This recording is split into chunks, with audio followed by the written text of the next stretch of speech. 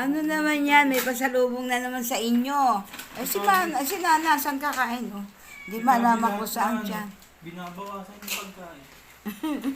Lilipat na naman yung tayo ba? Hindi malaman kung saan sila.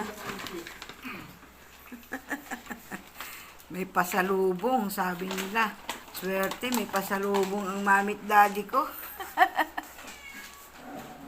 Palagi na lang may pasalubong. Kakatingin pa eh. Nakakatuwa naman. Tinitingnan pa ni Mimay yung kay Mochi. Sabi ni Mochi, bibilis-bilisan ko nga to. Baka agawan ako ni Mochi. Ay, ni Mimay pala. Sabi ni Mimay, baka agawan ako ni Mochi. Parang mauubos na yung kanya.